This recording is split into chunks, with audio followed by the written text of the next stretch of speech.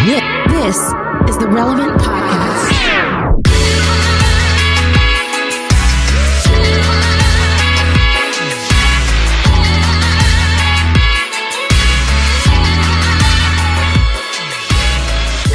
It's Friday, November 6th, 2020, and the world has not burned down yet. It's the Relevant Podcast here in Orlando. I'm your host, Cameron Strang, and joining me from Loverland, Virginia, Jesse Carey. Hello, hello. From Austin, Texas, author, podcaster, Jamie Ivey. Hey, guys. And from Nashville, Tennessee, artist, producer, mogul, Derek Minor. Kanye 2024. Okay, folks. Before we get into the podcast and all the things that we have planned for you, which it's a stacked show, we do have to acknowledge that podcasts aren't necessarily live streamed. So you're listening to this on Friday. We recorded this on Wednesday.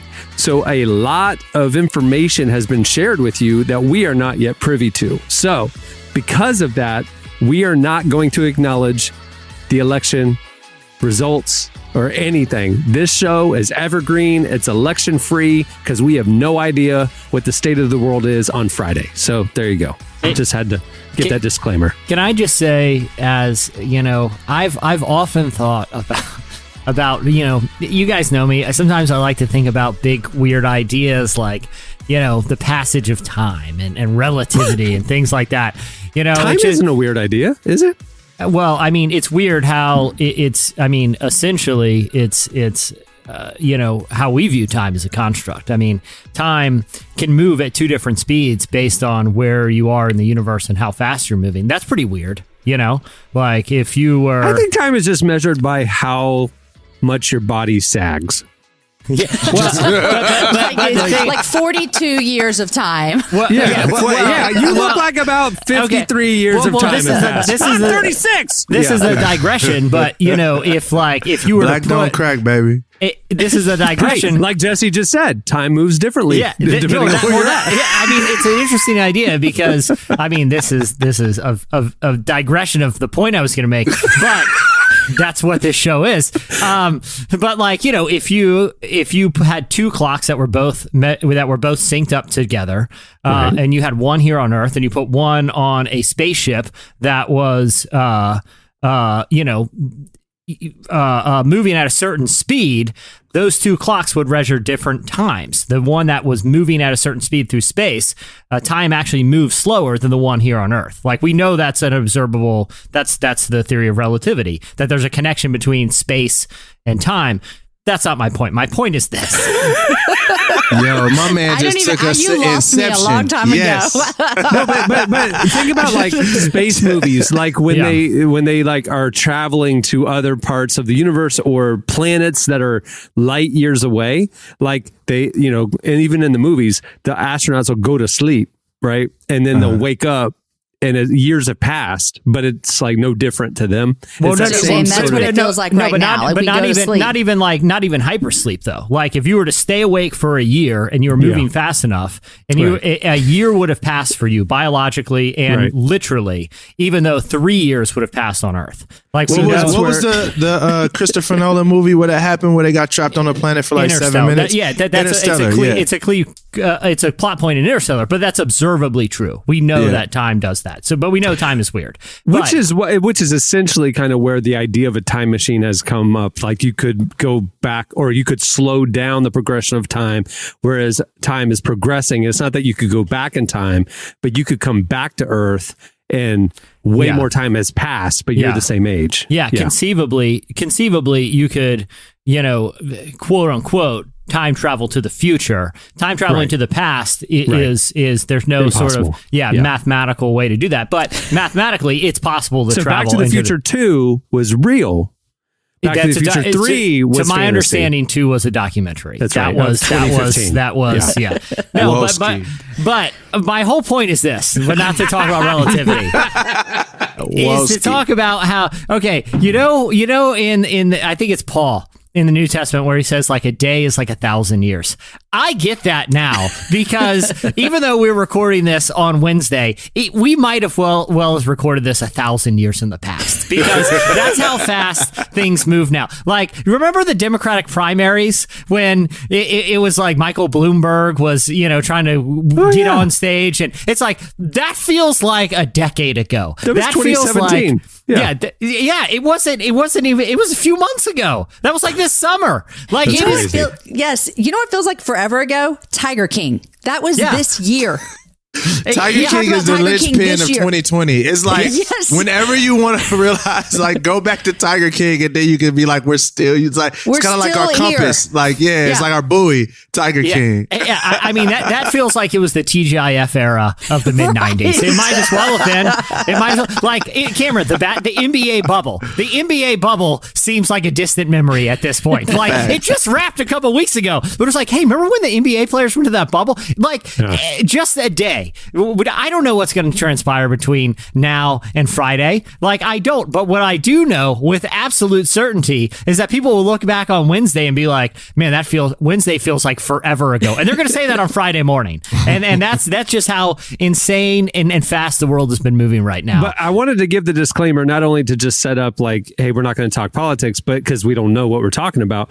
But two, like, if really bad things happen, civil unrest breaks out or, whatever, we're not going to acknowledge it because we don't know. And I just felt like I had to set that context because it'd be really weird. It would be insensitive. It would feel insensitive. If a city was on fire and we were like, la-di-da-di-da, Tiger King, you know what I mean? So, yeah. Anyway, so there you go, everybody. I really hope there's no civil unrest. Just me too. I do. I hope that we're better than that. I hope either way. I'm afraid I was listening to wrong. NPR Wednesday morning, dropping my son off at school, and they were interviewing a handful of just randomly selected voters from different parts of the country. Just what are your thoughts? And one of the ladies said she was a Trump supporter, and I'm not classifying this. It's just literally what she said. She said, well, I hope he doesn't concede. Because if he does, there's going to be a civil war in this country and we're ready to fight for our country. And I'm like, she's serious. She's serious. Like that's the thing that scares me is there's actually quite a few people on both sides that feel like the election will be stolen from them and we're going to fight to get it back, and it's just like, holy cow, I'm praying for peace in this country and maybe we're on Friday and everything's fine, but right now on Wednesday, a lot of people are on edge. So I went to bed I say last night, people were listening to this. I was telling Derek beforehand, I went to bed on election night, the earliest I've gone to bed in over a year. And because I was like, I honestly think it's going to be better just to sleep than like stay up because I know we're not going to know. I know it's going to be weird and uncertain. And like, it's when'd you go to bed? 10:45. Dude.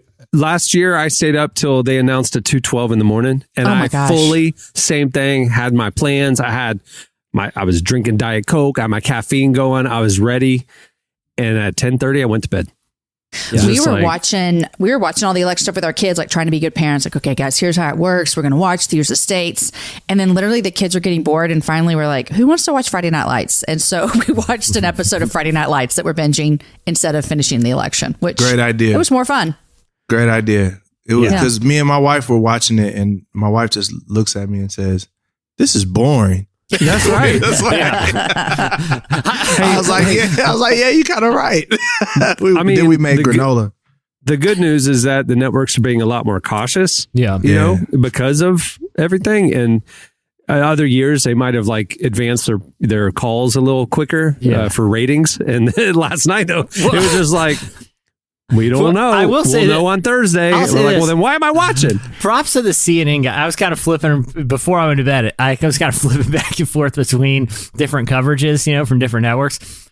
Then like NBC was just like cutting away to different interviews and campaign advisors. NBC had way too many commercials. Yeah. Well, CNN just went with their own strategy, which was like, we're going to have any guests. We're going to have any analysts. We're just going to plant our dude by the map and just get him to talk about the map. And within 10 minutes, he ran out of stuff to talk about. Because results are, and he's like, well, did I mention about this county? Let me tell you. Yeah, it's like, did. Well, we did hear about the county. Like, can we, like, him and the guy counting the votes, the difference between between votes and mail-in ballots or whatever. Yeah. I felt so bad for him. That man had one line all night. Well, you see, 50% of the ballots are in.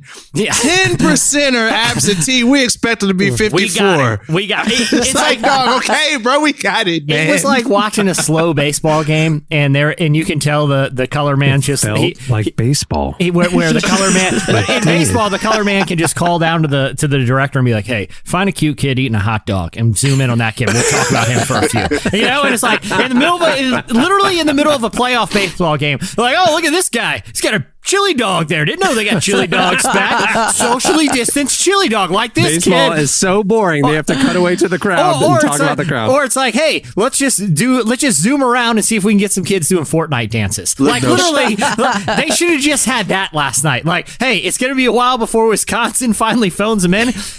Can we get some kids doing Fortnite dances? Here we go. I was going to say, shout out to John King, though, man. That dude stood on his feet for about 20 hours, it felt like, yesterday. Like, I don't know if he or the cooks at Popeyes during the Popeyes chicken sandwich craze were working harder. Like, I don't know which one had the harder job, because that dude, I know, because he's wearing, those hard bottom shoes too. You saw those shoes, those church shoes. Imagine standing up for that long in those church shoes, Cameron. Dude, like, I've been a groomsman enough time, and that commitment is maybe 45 minutes at a long window. And you're up there standing like, good Lord, my back is my dogs are barking after 20. I was in a wedding one time. He had so many groomsmen. I was down by the piano, and it was like my knees were like locking. I was getting a little like, man, I've just been up here way too long. I sat down on the piano bench. Like, if I was John King, I would have just brought a stool. I'm telling you. It's too long. All right. If he would have brought one of those like folding chairs that parents bring to like Pee-wee soccer games, that just like fold up. He's got his like Yeti in the cup holder, and he's like, hey, we're in here for the long haul. He gets a blanket and puts it around his legs. That's it. I think people would love that. Yeah. I'd love it. Yeah. That'd make me watch for sure. I'd love it. Well, despite all that, we have a great show in store for you today. If you heard the Tuesday episode of Relevant, we released our November issue of Relevant this week. The cover story is a fascinating conversation with none other than Matthew McConaughey, and he's our guest on today's podcast. You won't want to miss that conversation. Also, after that on the show, we are kicking off a new series that we're going to be running for the next couple of months here on the show that links in with a series of articles we've been doing on the website. It's our fall wellness series, and we have a conversation with a dietitian named Nicole Mesita. We're going to be talking about what our culture gets wrong about healthy eating. Why are we doing a wellness segment during the holidays? Because, think about it. We all had quarantine this year. A lot of us gained the COVID-15, some of us the COVID-20. And we're going into the holidays. And it's like, why don't we be intentional about our mental, emotional, and physical well-being? Let's jolt this thing back on track. So we've been doing some articles on the site, and we also now are going to be doing a segment on each podcast. And that segment is brought to you by our sponsor, UHSM. So stay tuned for that. Our wellness segment and Matthew McConaughey. It's going to be a good one. Cameron, I'm very excited for that segment because I've been stress eating Halloween candy. Like my kids have. And it's not even really stress. It's just the election stress is a great excuse for me just to gorge myself on Halloween candy. And I make no apologies. Dude, America. Election night. This is a true fact. I saw it. It was trending that the all-time highest Google search for this phrase was on election night. Liquor stores near me. No. Oh my gosh. Highest all-time Google search for liquor stores near me was election night this week. Everybody's stressing. That's Everybody's some stress, stressing. baby. Everybody collectively said, I got to get a little tipsy to deal with this. A little drink. I need some candy. By the way, just since we're on the topic, and I don't know if we want to keep this or not, but I don't care. It's funny. There is somewhere that I read about the bar tab that the founding fathers racked up.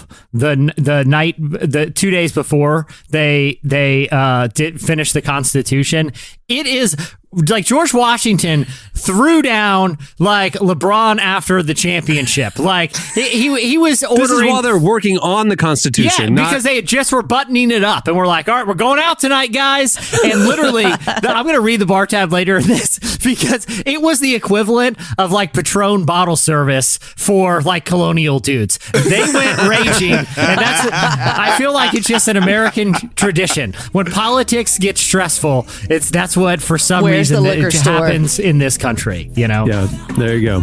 All right, well, stay tuned. Coming up next, it's Relevant News. Sometimes all I think about is you. Late nights in the middle of June. He always been faking me out. Can't make you happier now. You can't fight it, you can't breathe. You say something so loving, but now I gotta let you go. You're listening to Glass Animals. The song is Heat Waves, which there aren't many of left anymore this year. Well, today's show is brought to you by BetterHelp. Is something preventing you from experiencing peace or achieving your goals? With the heaviness of all that's happening in our world right now, it can be difficult to find peace and purpose, and that's why there's BetterHelp. BetterHelp will assess your needs and match you with your own licensed professional therapist. You connect in a safe and private online environment.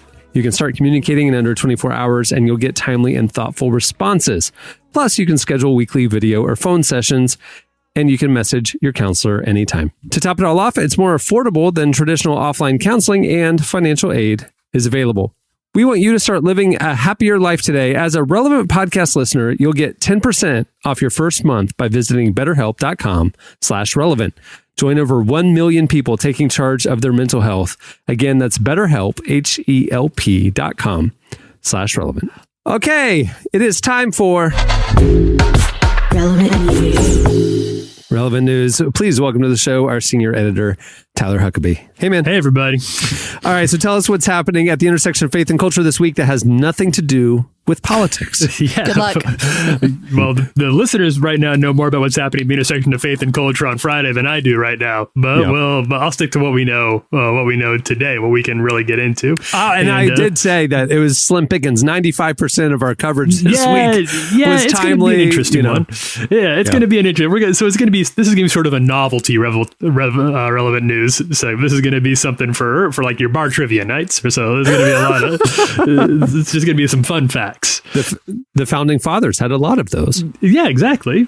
All right. So one thing that we've discussed a few times, but is actually still going on, is of course the COVID-19 pandemic. And it's been interesting, we discussed this a few times too, to see how churches have responded to some of the restrictions of the COVID-19 pandemic. And there's been a few, as some churches have refused state orders to socially distance and have continued to meet indoors. There have started, I would say, some of the chickens have come home to roost over the past couple of weeks with regards to these churches that have refused to meet indoors. One of them, for example, Calvary Chapel in San Jose, they're looking at a lawsuit and a $350,000 fine for their violation of Governor Gavin Newsom's restrictions on churches during this pandemic. And their pastor, this guy Mike McClure, he's staying defiant. He says he's called to preach the gospel despite this fine that he's facing. He's acknowledged the fines and the legal challenges. He told this whole church about them. And he said, quote, "There are people who are accusing us that we are trying to kill people, that we don't care about people. That's the farthest thing from the truth." He says, "We care about the whole body. I don't want to break the law, but I'm called to preach the gospel." He even said apparently there could be a restraining order against the church by the following Sunday, and that when congregants come, quote, "You may be breaking the court order and they may arrest you or give you a fine or citation." So that will be something to keep an eye on, but it doesn't sound like they care about it. And he's just alerting people that if they want to come to church next week, they could be arrested for going in the front door. And that's actually pretty minor compared to what's being faced by Grace Community Community Church, also in California, down in Sun Valley, pastored by John MacArthur. If you've been in Christian circles for any appreciable amount of time, then John MacArthur is probably a familiar name to you. He was required reading for me at Moody Bible Institute when I was there. He has also been extremely defiant of orders to socially distance. He was asked many times to meet outside, to do digital meetings. He refused to do all of those things. He has urged other churches to follow his lead as well.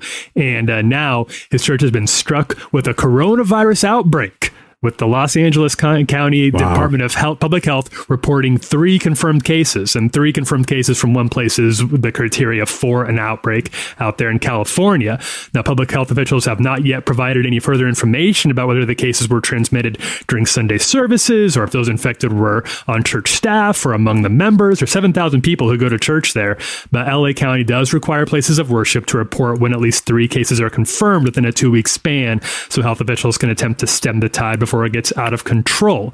Now, obviously, this was a little bit predictable. This is how coronavirus spreads, is by meeting indoors during a pandemic, and it did happen here. But John MacArthur, again, staying defiant, and there are now calls for him to be indicted in contempt of court, and they're going to be going to court later this month to try to fight off those claims. So that's sort of a microcosm of things that are happening. This is happening in a lot of places all over the country, but these are some of the major ones: lawsuits, coronavirus outbreaks. It'll be interesting to see if people sort of change their tune here, or if we continue to see this fight between churches and courts with regards to the pandemic. Are we seeing this in other states as well, or is this mainly on the West Coast? I think California has the most restrictive laws about gatherings, right? Is that why we're seeing it there? That's correct. Yeah. California has been has very large churches, and has been very, I guess some churches there would say restrictive. Other people might say very protective of their state population. So that's been the extent of what's happening. And it's other places, it's not as hard to do this. You know, we've talked many times about Sean Foyt, who's traveling across the whole country with these outdoor worship services and has faced no pressure from police in any places that he's been. He's in fact talked very openly about how many places have been supportive of what he's doing. But of course, that's all been outdoors, which is something that John MacArthur has not done. He's continued to meet indoors. And a lot of churches are meeting outdoors to kind of compromise with the restrictions. And also, you got to remember too about a lot of those worship gatherings that are happening, they're not permitted. So while police haven't come, they're just people gathering in a park, and it's very unofficial. Most of them, some of them have sound systems and stuff, but a lot of them are just very renegade style. And so it's like, well, wait, what are they violent? You know, it's like, it just almost like it comes and goes before any kind of official action can take place. So, anyway. And it's kind of complicated. It seems like what we're really facing here is it's not illegal to have church in the U.S., right? That's not what these state orders have. That's not what they found. But it is sort of illegal to have megachurch in the mega churches are not conducive to a pandemic. So if you continue to get 5,000 people indoors for a Sunday service, that is something that a lot of states are going to shut down because of the pandemic right now. Even so, it's just not really possible for a place like John MacArthur to meet outside right now. You can't host 5,000 people in a single worship service outdoors in California. Right. Why don't you just do a Zoom call? When you read that quote, Zoom call. When you read that quote from the Calvary Chapel pastor, he's like, "Well, I'm called to reach people." I'm kind of going, the internet's really good for that. It's great. I mean, it's awesome. You reach more people than who come to your church. You just do a Zoom call with. I don't know. To that do it in fact, your pajamas, dude. I was talking to a pastor friend the other day. Both Rick Warren mentioned this when we talked to him a few weeks ago, but also Church of the Highlands in Alabama. Gateway Church in Dallas, now, they usually have 10, 20,000 people come. I mean, they're huge churches. They now regularly have over 100,000 people attend virtually on a Sunday. And it's like, the church is expanding through this era. I mean, it's like this whole thing of we have to squeeze you in a building to be called the church doesn't make sense. And then when it's safe, maybe your building will have more people in it. When you come back, who knows? I don't know. Yeah, right. Yeah. Even though we're meeting outside and you can only have so many, we'll continue to do online services because the reach has been so grand. The other thing about that too is I feel like people conflate the mission of the church with going to church, where the church service is so central to the church, where when actually that should be, and this is a challenge for everyone, including myself, but I feel like actually attending for 90 minutes a week should be a really small part of what the local church is all about, you know? Well, if you're contemporary non-denom, 75 minutes. Yeah, a tight 75. Hour 15, in and out. Yeah, in and out, and then we go to later service, get a little break time. You got a 30-minute break, and then they're coming in for the next one. Yeah, and then we got to clear out of the exactly. So, but the reality is like that small window of time. I'm not saying it's not important, but I'm saying that's more of a luxury, especially when you look at scripturally. Like the church wasn't these big gatherings; it was very small gatherings. You know, where 2 or more are gathered. Where the whole point of the local church and local congregations isn't just a big hangout session once a week, which was a lot of what Sunday mornings are. It's about how the church is serving their community and doing the work of the church, which is ultimately raising disciples, not just, hey, let's come meet together. It's like the meeting on Sunday morning is the icing on the cake. That's not the work of the church. We've talked to so many people with this over the past couple of months at Relevant, pastors who've said it's been honestly really good for our membership. It's been really good for we've been able to reach more people. We've seen more people. Pastor Rick Warren, you can read his whole conversation that Cameron had with him in the magazine right now. It's posted on the site. He talks about he said something like 6,000 people that he's led to Christ since this pandemic. 6,000 people. Most churches don't have that in a year. More people are coming to Christ through the church than before the pandemic. And I asked him how, and he said 80% of those are through not decisions from the web broadcast, but from small groups. He said our church highly emphasizes small groups, and those are continuing to meet in various ways, and more people are coming to Christ through those than if we just gathered on a Sunday in a big building. So it's like, and that's not acceptable for a lot of celebrity pastors.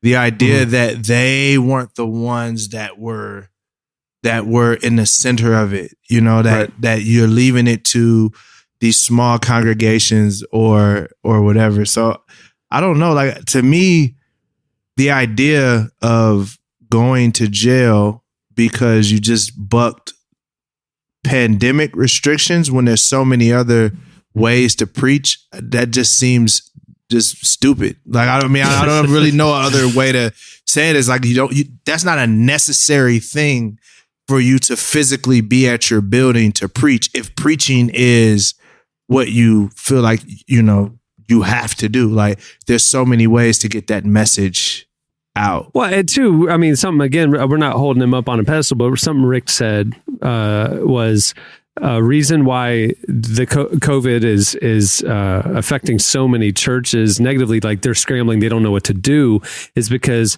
their one purpose as a church was a worship gathering. And he said, as a ministry, we've always been very intentional that we have 5 purposes as a church. And he said, take one away temporarily, the other 4 are still going and thriving. We haven't lost any direction as a congregation.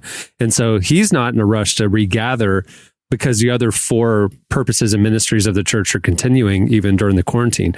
So again, it's just like, maybe let's rethink what the purpose and expression of our local churches are, you know, like maybe it's not all about Sunday mornings, you know? Yeah. So. And it's not forever. It's just for a little while. Like, I think that's the thing that's like, it's just for a moment. Like, I mean, I'm sure maybe come springtime, things will begin to ease up if we would just all commit to saying, let's just do the thing. Let's do what we know science is telling us to do.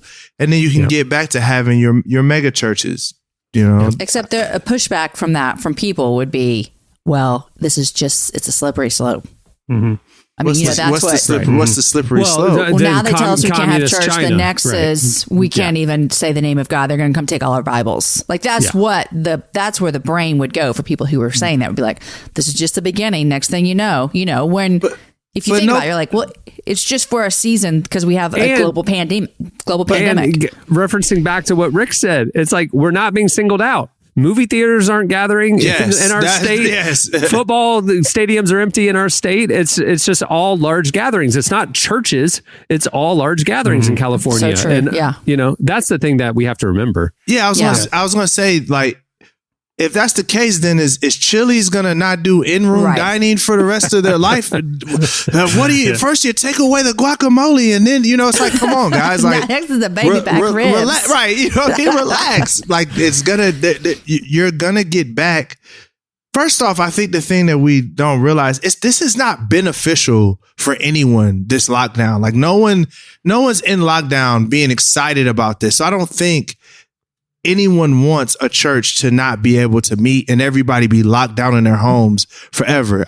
Most people are ready to get back to life. Most people are frustrated that the people like the John MacArthurs are preaching this gospel of rebellion, which I've already talked about that one, but you're preaching that and it's just making the process longer for us to be stuck in this godforsaken lockdown, So I don't know. It's weird. There's a reason. Like SZA isn't out there saying, "Well, if I don't go on tour this year, well, they might never let me go on tour again. They're going to control all concerts from now on." And there's a reason because there's no paranoia among the music community, but there is a history of this sort of this persecution complex among Christians. It's got to be said among white Christians in the U.S. This is not something that you see from other. You don't see this. The black church doesn't seem to be worried about this in the same way, to the same degree that white churches are. That's a good point. Yeah.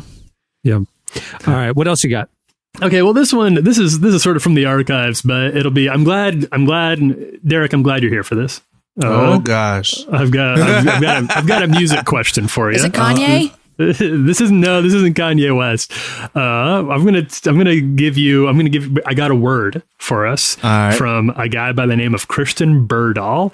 He is a Christian musician.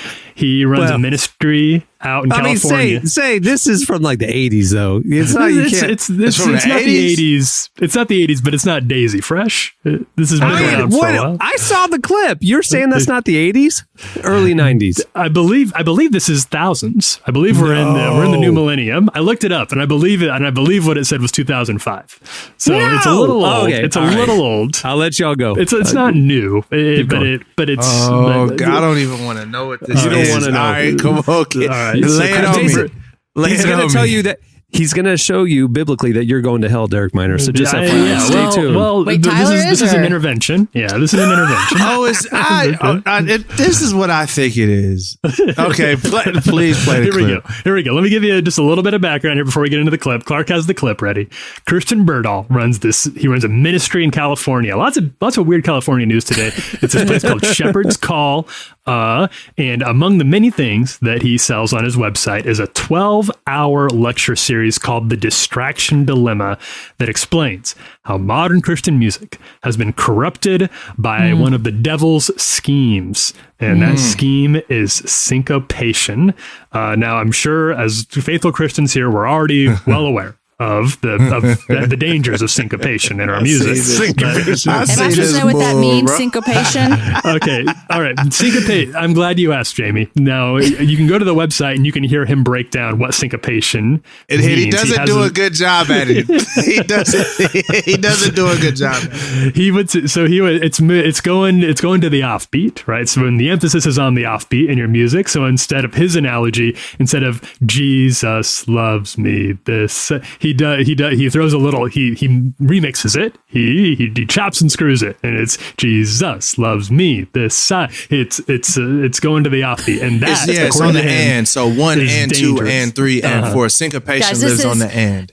This is like Mandarin to me, but keep going. Well, I'm not going to do it. I've done my part. Let's let Christian. He'll elucidate the rest. Clark, can you roll that clip? The moment we move the accent from the 1 or 3, it becomes a syncopated beat. Syncopation, by all occult experts around the world agree, syncopation is the source of occult power in pagan worship services. Really? Oh, yeah. So Really? this is profound to the Christian. Now we're in a in our homes, we're in our cars listening to Christian music that has all these beats and syncopated things in it, and we're going, oh, this is great, this is wonderful. What it actually does, just like it does to ancient voodoo worshipers and modern day voodoo worshipers in their religious services, is it short circuits the frontal moral lobe. It gets them to a place to where they can become possessed. The frontal moral lobe. Yeah. Can I be honest? Can I be honest what that sounds like? Shoot straight. I'm gonna shoot it straight. This sounds like a white man with no rhythm that's trying to even the odds.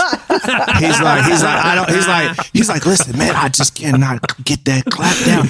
Oh my gosh. Okay, I got a good idea. We'll call him the devil. and if you see his hair, he looks like Doc from Back to the Future. Like, that's true. Yeah, it's like his hair looks like, it's just like there's a hurricane that's over the top of his head that just doesn't stop, and his hair is like floating back. Like he looks like he's possessed. Quite honestly, he looks like he's possessed. Just being real. So no, it's this that I when I saw that, because it was being posted by one of those parody Christian accounts, I thought it was a joke. Like, you know that how they have the real good parodies, like Jesus Christ is my N-word, like they had that parody or whatever. I thought it was one of those, and then somebody said it was real, and I was like, dang man, I can't believe white people that bitter that they gonna put the devil on this. For syncopation. Like, I mean, I know it's not all white people, but I'm like, this particular dude is a weirdo, and I think it's just because he's just mad he can't clap on beat. So he has a whole class you can go take 12 hours. Yeah. This 12 hours. 12 hours about how syncopation is. You got to pay for it? Oh yeah, you got to buy it. Yeah, you're paid to waste you're wasting your money. Don't waste it, guys. Don't waste your money on this. Yeah, you don't have to waste your money. Back in youth group, they just showed us these videos for free. Right. Gosh. My husband said when he was growing up, he couldn't listen to music with drums because it like made people's bodies want to do things that they weren't supposed to be doing. Yeah, that's the argument here. That's the tribal voodoo dance. That's the voodoo. That's drums. voodoo. Drums make you want to do what? Have sex? They make Is that your what body it was? move. So next thing you know, you're listening to a song with drums. Your body's moving, and before you know it, you're naked having sex. I mean, that's the slippery slope, guys. White Christianity is footloose. What is that? It's exactly footloose. Right. White Christianity is footloose. Like, it's like they're like, we're going to take away everything that is good in life and call it the devil, and you can't do it. I'm sorry. Listen, white guys. Not us here, Derek. I'm white and a Christian. Yeah, I'm sorry. That was a very blanket statement. That version of that is like footloose. Like, I'm like, how in the world could beats be? Listen, my thing is, I don't know if you've ever been overseas, but you know, there's women that are covered from head to toe and they still have sex, guys. Sex is a natural thing, guys. I don't know if you guys know that or not, but you know. I grew up in charismatic church and went to a charismatic university, and like dancing in the worship service was fine because David danced and all that kind of stuff. For sure. But dancing was not allowed on campus. Okay. So there was this kind of dancing is okay. This kind of dancing isn't. And so like this dude, the syncopation thing would say dance like David dance is bad too. Yeah. I remember, Derek, I was at school in the late 90s. We were at Oral Roberts University and we had a concert. Out of Eden was coming through. Out of Eden. They were dope. Out of Eden was really dope. They're really good. They're one of the few really good groups of the 90s coming out of the Christian scene. So a concert, whatever, 3 songs into it, they shut down the concert because some students were like kind of moving to the music and kind of dancing a little bit in the crowd. And they shut down the concert because dancing wasn't allowed. So here's the thing, guys. I went to, for a time, a very strict Baptist high school. And when I'm talking strict, I mean that, you know what the big controversy was an egg shaker appropriate during worship. like percussions out, like if there's actually like actual percussions, like one instrument hitting another part of an instrument. Yeah. I'm not even going drum. I'm saying cowbell is off limits. Okay. If there's any sort of instruments striking each other, that's too far. So an egg shaker, so they're totally out on a rain stick. No. I mean, maybe for a pep rally. But you know where we landed on the egg shaker thing? So if it's a singer with the egg shaker, just that's okay. No, that's not okay. Oh. But if the guitar player has an egg shaker in their hand while they're strumming the guitar, so if it's in line with another instrument, then it's fine. What? Y'all want to know the craziest thing to me about this whole conversation? Even that, and this is even just coming from my Black charismatic background as well. The people the biggest, quote unquote, we're about to get real black because I don't know no way to say this, but the biggest freaks in college or high school were always the ones that their parents put the most restrictions on them. Oh, like, yeah. It's a known fact. Well, that's why pastors' kids go wild. Pastors' kids, man. Watch out for pastors' kids. If you want to do all the dirty things you ever imagined in your mind, find the pastor's daughter or son, and it's gonna. Well, I mean, Jerry Falwell. Like, if we just being honest, like my man Jerry Falwell is doing a level.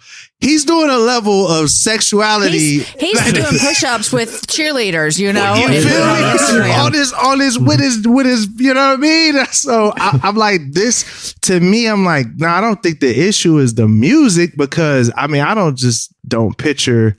I don't know. It's just, I don't know. It's strange. It's that when you add anything to the Bible and say that this is truth, like if that's your deal, if this guy, whatever his name is, says, this is what I believe and this is what I'm going to choose to do, that's like fine for him. But when you start to say this is a mandate for all Christians and it's not written in the Bible, that's when it's just downhill legalism. And then they go off to college and they're like, oh, I'm going to be a freak now because all these things, it doesn't, that stuff can't last. Well, it's like Rumspringa or whatever. No, I don't maybe say the wrong thing. Amish kids go away for a year. Yeah. And then have to figure out for themselves, what they believe, But I mean, David, music is throughout the Bible. I just don't understand. Oh, but this kind of a beat is a cult and this kind of a beat is not. I mean, that's just, where is that? I would really want to spell that out. Like, whatever else you guys do, don't get into syncopate. Like that didn't come up. Somehow Jesus missed that. And all I'm going to say, side note, that the people of the Bible are African. Mm-hmm. Like they're from Africa. So I'm sure they probably had some syncopated rhythms in their music when they were going around Jericho. I'm pretty confident it didn't sound like it wasn't Riverdance. It wasn't Riverdance. But even Riverdance has syncopation. That's the crazy part about it. Like, white people be having some syncopation in their stuff too. Like, you know what I'm saying? Like, I'm like, what are you doing, man? Why are you trying to? Just the white occult and voodoo. You just, according to him. Anyway, what else you got, Tyler? All right, the streaming service game. How are you all like? Are we like at a 3 streaming services per household situation here, 3 or 4? What do you mean by that? Like, Netflix, HBO Max, Disney Plus. I think that's it. I don't have Hulu. I got I have many. Hulu, Netflix, Disney Plus.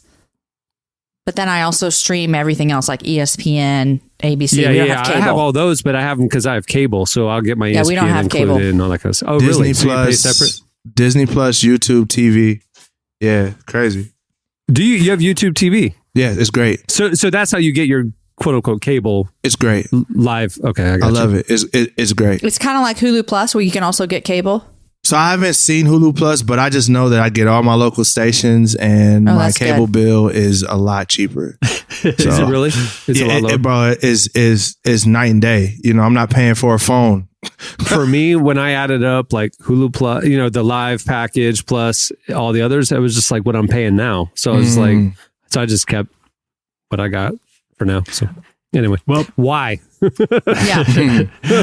Speaking of why, here's why I bring it up, because there's been some chatter about HBO Max's launch this year, which maybe hasn't quite gotten. Obviously, none of these places released exact numbers, but maybe hasn't quite gotten as well or has gotten the numbers that HBO wanted to. So they're adding a bunch of new offerings, and most of them have to do with comedy. Coming up on HBO Max, if you have it, you're going to be able to have access to all the episodes of things like Key and Peele, Inside Amy Schumer, Reno 911, really good show. Nathan For You, one of my favorite comedies of the last 10 years. Nathan For You, if you have a high tolerance for awkward uncomfortable comedy, then Nathan, for you is the way to go. And Chappelle Show, one of the all-time great comedy shows, is going to be every episode of Chappelle Show is going to be available on HBO Max. Now, this was weird, and actually I had to fact check it a few times because I didn't quite believe it was happening. Chappelle Show is actually going to 2 places. Not only will it be in HBO Max, it's heading to Netflix next month. Is later this month it'll be. So nobody got exclusive rights. So if you got Netflix, you can watch. You'll be able to watch every episode. It's only 2 seasons. It's crazy that it would go to 2. I don't know why they wouldn't fight for exclusive rights to Chappelle's Show. It seems like that would be a stipulation.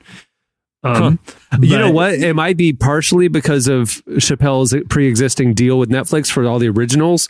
Maybe his IP comes with him, and then HBO separately did a deal with Comedy Central for all those Comedy Central shows. Maybe they co-own the show. You know what I mean? And Chappelle made his own deal and Comedy Central made their own deal or something. I don't know. The thing is with these kind of new streaming offers is like the whole promise of streaming is that you could cut the cord, quote unquote, and ditch your cable. Yeah, for $20 a month, you can have all the entertainment you need. Yeah, exactly. But now $20 a month is like $70. So I do think at some point, some sort. Here's my big. If I were prognosticating about the future of media, I still feel like whatever service is able to effectively create some sort of a la carte offering, right? Where you're not paying, because even with like Netflix or HBO Go or whatever, fill in the blank. You're paying for programming that most of which you don't watch. That's just the iTunes store where you can buy a series that you like. Yeah, but I don't know if the model has been like affected. Like I feel like the price point's not there. Yeah, and there needs to be some sort of trial too. Like hey, you can watch the first season of this show for free, but if you keep liking it, like no one's figured that out because like I'm not going to jump into a new series. Like I feel like there is some. I feel like it's close. Like there will be an enterprising streaming company that kind of cracks the code. That is kind of the nuance between on-demand viewing, like you have with the Apple Store, right? But then some sort of streaming service where you can have modified subscription plans that maybe incorporate the other subscription services. Because here's the thing.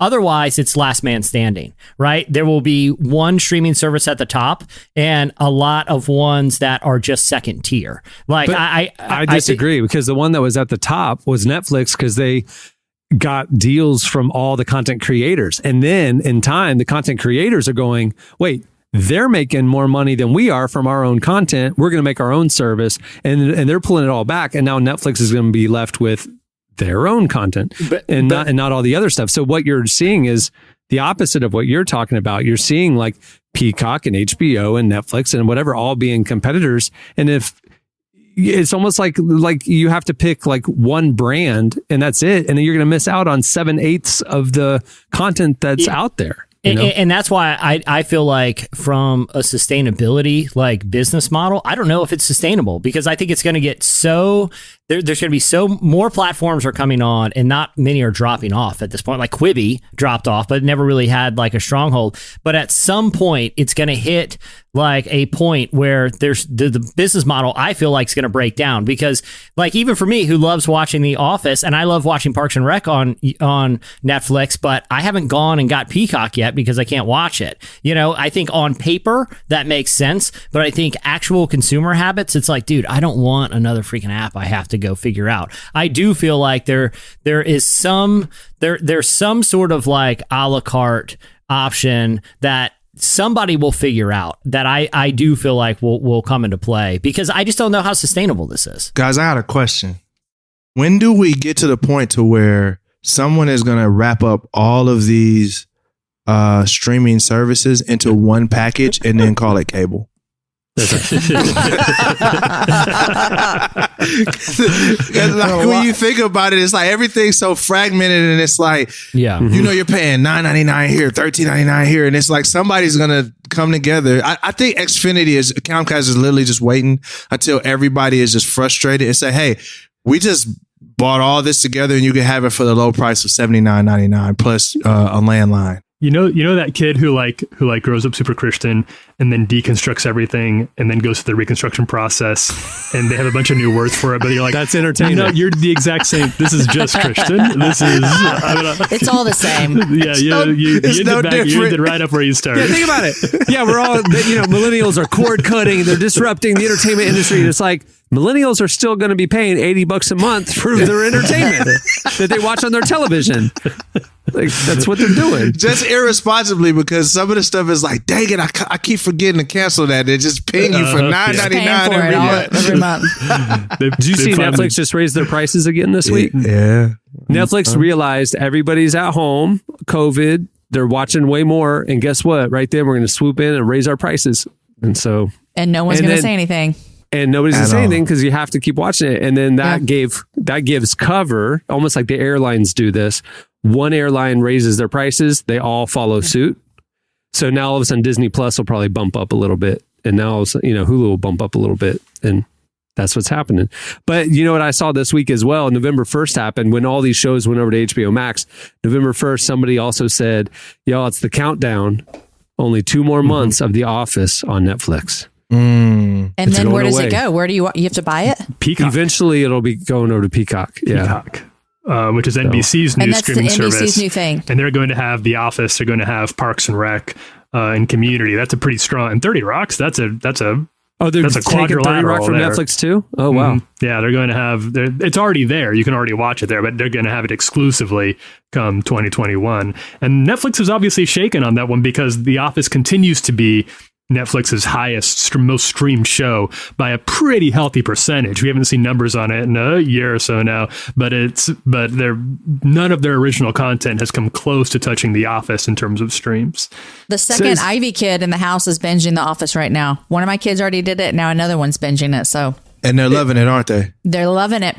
Yeah. Yep. Last year, Office is legendary. I believe I got this percentage correctly, but last year we reported that a survey was done of millennials who subscribe to Netflix. 76% of them said they subscribe to Netflix because of The Office. And if The Office ever left Netflix, they probably would cancel Netflix. That's 76% of millennials. That's what I was going to say. I think Netflix is in trouble because they lost the Marvel properties. Or they're losing the Marvel properties because of the Disney stuff. Disney. And then with this Office and 30 Rock stuff, Netflix, I don't know if Stranger Things is going to, like for me, I'll just, pay my Netflix fee for a month to watch Stranger Things. Then when it's gone, then I'll just. That's what a lot of people used to do with HBO. Like they would activate HBO for the month when a new, big show, and then they would drop it. Which I did that for Lovecraft Country. I don't even lie. There you go. Remember when Tidal, when you every couple of years you'd have to find a new way to get on Tidal for a new Beyonce album? Right. Like, do I have any emails I haven't used for that free week subscription? So the news is for all the people who have said no thanks to Peacock or HBO Max, your favorite shows are now going there. So Peacock is free. Peacock takes that. I mean, you know what I mean. Some of it's free. What do you mean it's free? There's tiers. There are tiers. There is a free Peacock, a free version of Peacock. But it's the drug dealer model where it's like they give you a taste for free to get you hooked, and then you got to pay for it when you want get more. Season 1, and then if you want season 2. Okay, I see. Yeah. That's how they get you. That's what I got this week. And next week we'll come back. We'll probably have some timely stuff to talk about. But so we have for the non-political week, we've got a video from 2005. I think it's from 2005. We have some streaming news. All right. Streaming news. For a lot of other stuff that we're covering every day at the intersection of faith and culture, go check out relevantmagazine.com and follow us on our socials. Thanks, Tyler. Hey, thanks, guys. All right, stay tuned. Up next, Matthew McConaughey joins us. What do I do when I'm stuck in a bubble with you? And I can't seem to shake that. Ooh, it's the simple things that you do. They're crawling under my skin before they burn. You're listening to George Alice and Messiah. The song is Stuck in a Bubble. I think it's about the quarantine. Well, today's show is also brought to you by Bombas. Maybe you haven't always thought of socks as the perfect gift or the perfect way to give back, but actually Bombas socks were made to give. Literally, when you give a pair of super comfortable Bombas socks, you're not only giving someone a gift they'll love, you're also donating a specially designed pair to someone in need. Because for every pair of socks Bombas sells, they donate a pair to someone experiencing homelessness across the U.S. And since socks are the #1 most requested clothing item in homeless shelters, the generosity of giving Bombas will make a meaningful impact this holiday season. The generosity of Bombas customers has allowed them to donate over 40 million pairs of socks and counting through their nationwide network of 3,000 plus giving partners. Bombas are specially engineered to be the most comfortable pair of socks you and everyone on your gift list has ever worn. Because of all the colors and varieties of styles, wearing them is easy, fun, and most of all comfortable. From comfort to kindness and everything in between, Bombas aren't just givable, they were made to give. Go to bombas.com/relevant today and get 20% off your first order. That's BOMBAS.com/relevant. Bombas.com/relevant. Well, Matthew McConaughey is an Academy Award-winning actor, philanthropist, professor, husband, father, and now author. He just released a brand new book called Green Lights, where he opens up about a lot of his story. It's also why he's the cover story in the brand new issue of Relevant, which released this week. In our conversation with him, he opens up about his spiritual journey, his relationship with God, and a lot more. Here's a part of our conversation with the one and only Matthew McConaughey.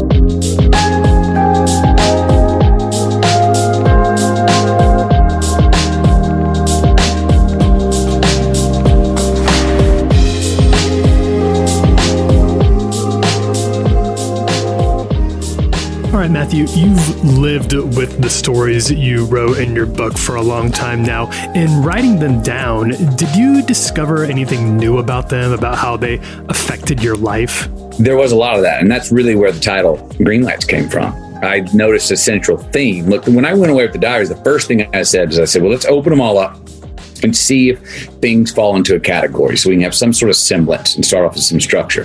What I had was a big stack of stories, a big stack about people, places, prescribes, poems, prayers, and a whole lot of bumper stickers. So I had these 7 huge stacks, and I was like, okay, well, now let me go through those and be very patient and see, is there a central thing that comes out of that? And that's when Green Lights came up. I noticed many times how I dealt with hardship. How sometimes in the moment I realized, even though this is a red light in my life or feels like a red light, there's something in this for me. There's something I'm supposed to learn. There's a lesson I'm supposed to learn. I don't know what it is, but just hang in there. Sometimes I'm like, oh my gosh, I'm in the biggest crisis of my life. And a week later, it turned out that I'd created the drama. It wasn't a crisis. It wasn't even a red light at all. And I gave it too much credit. Other times I'd be in a red and yellow light crisis, hardship in my life. And the green light would reveal itself a year, 2 years, 10 years later. Like my dad's passing. Big red light. Boy, the lessons I learned, the way I got the courage to enact values that he instilled in me that I would not have had the courage to do had he still been alive, because I was relying on him, or I knew he had my back. And when I lose him as a safety net, I then, as a young man, get the courage to go, no, I'm going forward on my own path, and I'm going to activate those values that he's taught me that I kind of wasn't really incorporating into my daily life. The other thing is I noticed that the subject matters that I was interested in at 14 years old when I first started writing my diary, I'm interested in the exact same thing today. I have different questions. I have more evolved answers, but man, I'm the same dude. Yeah, I have the same things that will wake me up in the middle of the night, or the same reason I couldn't go to bed because an idea had me down, or the same things, kind of things about culture and people and who am I in this world and what are we doing? What's it all about? How can I be my better self tomorrow? How can I live in a way today that I can look forward to looking back at what I did? That's all about purchasing green lights in our life too. I noticed I'd engineered a lot of green lights in my life through decisions, through sacrifices. I noticed I'd teed myself up for successes, and I was kind to my future self via decisions I made and a lot of things I said no to. Something you bring up a lot in the book is the tension that you feel between self-reliance and God, who is dividing our path and has a plan for us. Can you unpack that tension you feel a little bit? Yeah, I'd love to. I'm a believer. I believe in God. I also have seen people and have had times in my life where I think I took advantage of it's all fate. It's what's going to happen is going to happen. It's all been written. And I've seen other people do it, but I myself have gone to where I let myself off the hook in ways and became irresponsible in ways because it was kind of too quickly to forgive. Oh, don't worry. No, it's all right.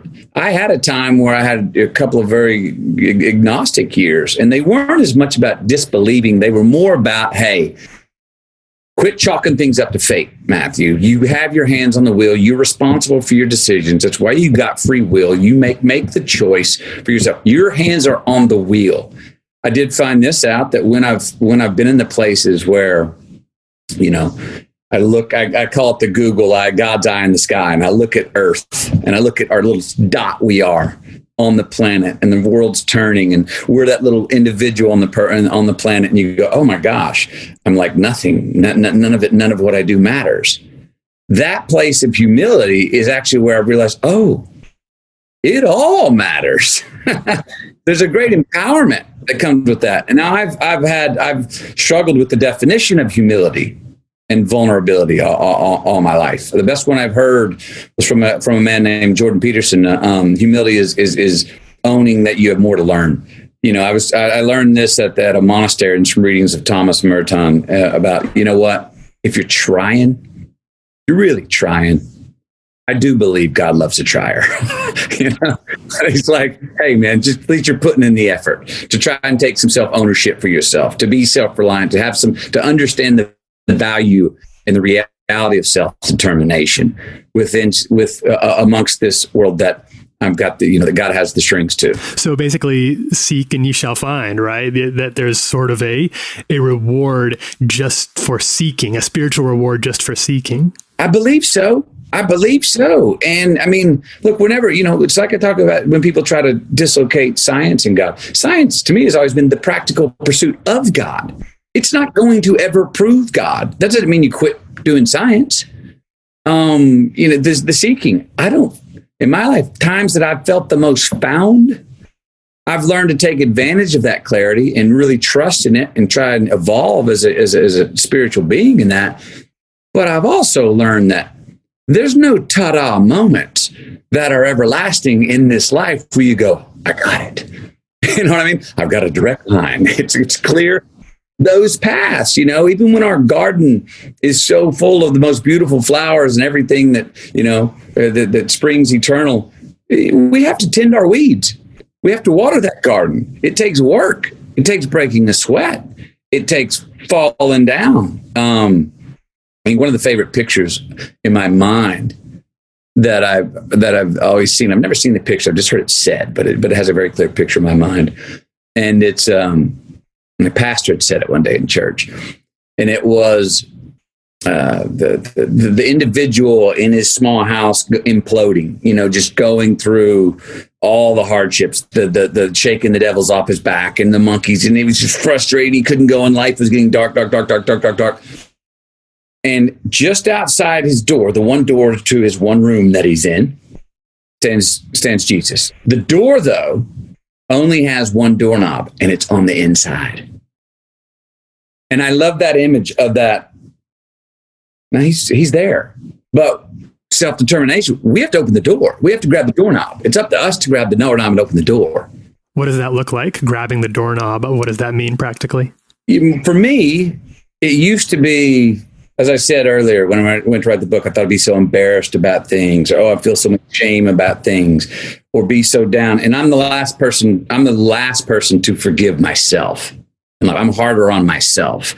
And I've always struggled with this. Well, I don't, if I'm going to be a repeat offender, how can I sincerely ask for forgiveness?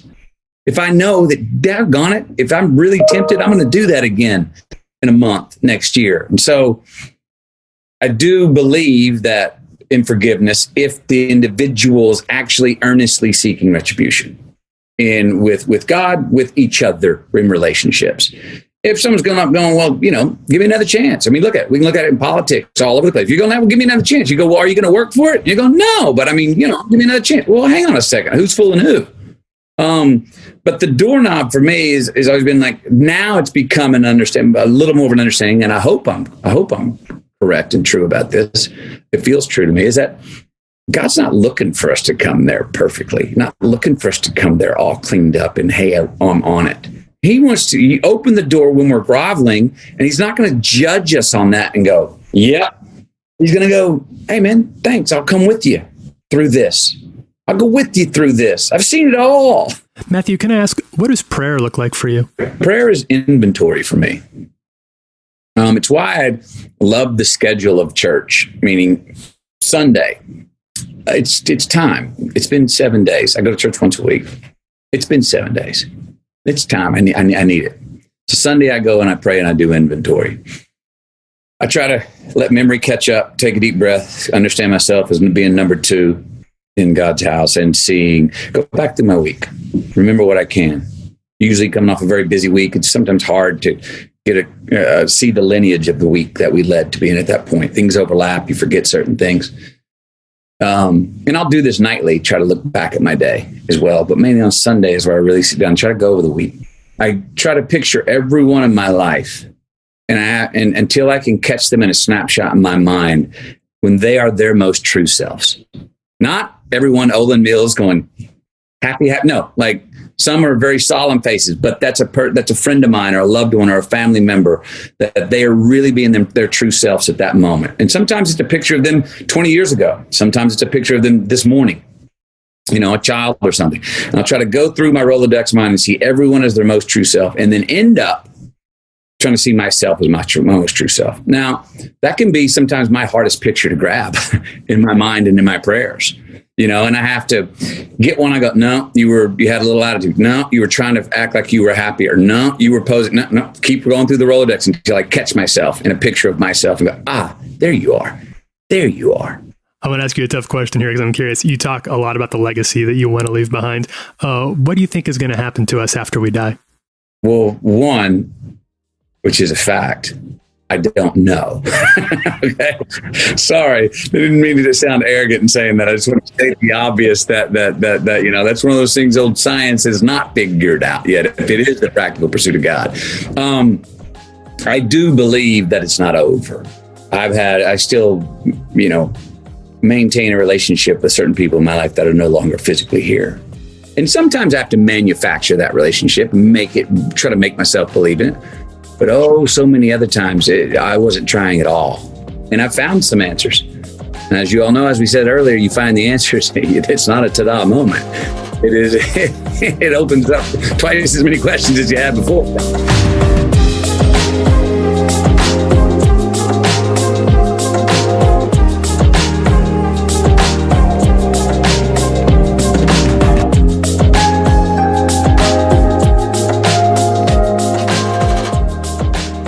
That was Matthew McConaughey. Go check out the rest of that conversation and our cover story. It's available now at relevantmagazine.com. Stay tuned. Up next, it's the first installment of our fall wellness series. And I would always be light years away from you. Light years away from you.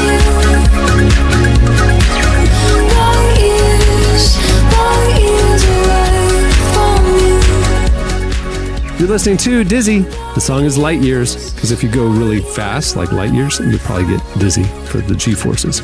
Well, Nicole Mesita is a dietitian out of California who's passionate about helping people find freedom from chronic dieting to find a new and mindful approach to eating right. We sat down with her to talk about what that mindful approach to eating looks like and what our culture gets wrong about healthy eating. It's the first installment of our weekly fall wellness series here on the Relevant Podcast, which is brought to you by UHSM, member-to-member health sharing. You can see why millions are choosing this Christian alternative to traditional insurance. You can ask if you qualify for UHSM membership today by calling or texting 833-367-8476 or 833-367-UHSM or by visiting uhsm.com/care. The great lower cost alternative to traditional insurance, and we appreciate their sponsorship of this wellness series. Here is our conversation with Nicole Mesita.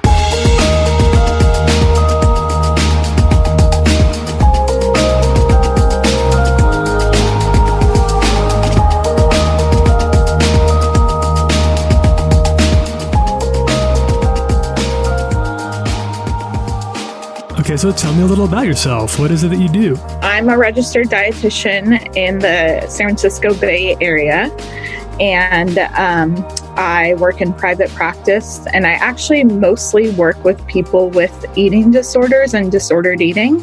And so essentially people that have like an unhealthy relationship with food and their body, that those are the people that I mostly get referrals from. And then I also lead a blog that Christian dietitians contribute to, that are all, our focus is faith-based, but we also have a health at every size approach. So it's like a weight neutral approach to health. And we have a blog with like 70 faith-based blogs on health topics. And then we have a course called Food Freedom Bible Study. And then we have a devotional called Diet Detox Devotional. So really our focus is just to set people free from being in bondage with food and really create this healthier image of themselves without those things getting in the way, because we think it can really distract people from God's calling on their life. So what do you mean by distract us from God's calling? How does that actually play out? Yeah, so eating disorders are one of the deadliest mental illnesses. It's actually second. The first one is narcotic usage. So it's super deadly, and people don't really realize that. And they also don't realize that the number one cause of eating disorders. So and that could mean anything from anorexia to bulimia to, subcategories of those things. The number one cause of those things is actually started by dieting. So people are dieting at a younger age. They're going on diets earlier. And what we know about diets is that, 95 to 98% of them don't last. They result in weight regain and even more weight gain. There's metabolic problems that can happen. So, an eating disorder can really derail someone from God's calling on their life, because it's a really hard thing to kind of break away from. Okay, so I keep hearing you talk about the dangers of dieting, but what are the alternatives to dieting? What does actual healthy eating look like then? Essentially, God gave, you and I and everyone hunger and fullness signals. Like those were innate in us when we were babies. And, we cried when we wanted food, and then we stopped when we were full. And so, that kind of teaching people to actually go back to hunger and fullness signals, and eating when you're hungry, stopping when you're full, honoring what it is that you actually want, because God does give us a variety of food that we do crave, and those things aren't wrong to crave. Sometimes you're going to crave a big salad, other times you're going to crave a burger or something like that. So really kind of my job as a dietitian is not only kind of helping people foster this healthier relationship with food in their body, but teaching them how to get back to those innate signals. I think over the last few months, a lot of us have been struggling with sort of stress eating and stuff. What can people do who are really struggling with things like eating too much, or maybe not eating enough, or eating at odd hours? What are some steps we can take? If you were a client and you're coming to me with those concerns, I think the first thing I would ask is I would get curious about those things. Like if you were saying hey, I've been eating, I've been eating a lot, more than usual, or I've been eating at random times. Kind of the first thing is get curious about why that might be happening, not in a judgmental or accusatory way with yourself, but just get curious. Okay, why am I doing this? Because oftentimes the way that we eat does directly affect what is going on, with your health, and then, or with your, mental health and the stress that you're experiencing.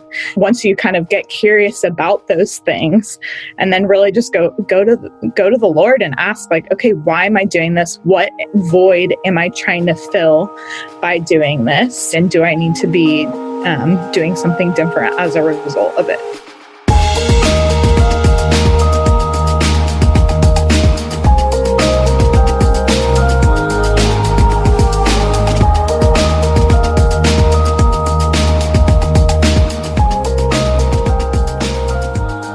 That was Nicole Mesita. For more content like this, make sure to check out our fall wellness series every Tuesday and Thursday at relevantmagazine.com.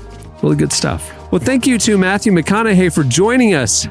Go check out the full cover story and all the other great content that we brought you in the brand new issue of Relevant, released on Monday this week. We've got Letitia Wright, we've got Social Club Misfits, we've got Brooke Ligertwood, we've got some great stuff. Go check it out. You can click on the magazine tab at the top at relevantmagazine.com. You don't want to miss it. Also, check out Matthew McConaughey's brand new book. It's called Green Lights, and it's available at greenlights.com and wherever you get your books. Well, on that note, we'll wrap it up. I'm Cameron Strang. I'm Jesse Carey. I'm Jamie Ivey. Derek Minor. We will see you on Tuesday. Have a great weekend, everyone.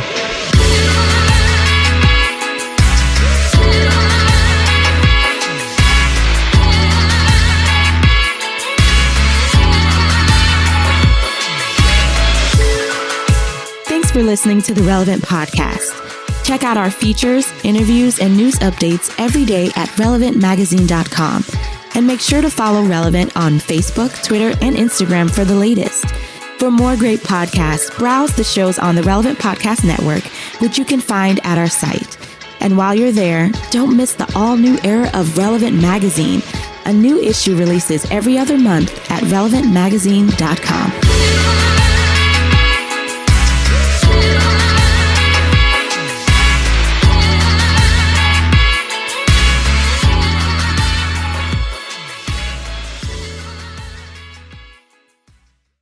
Can we get some kids doing Fortnite dances? Here we go! Relevant Podcast Network.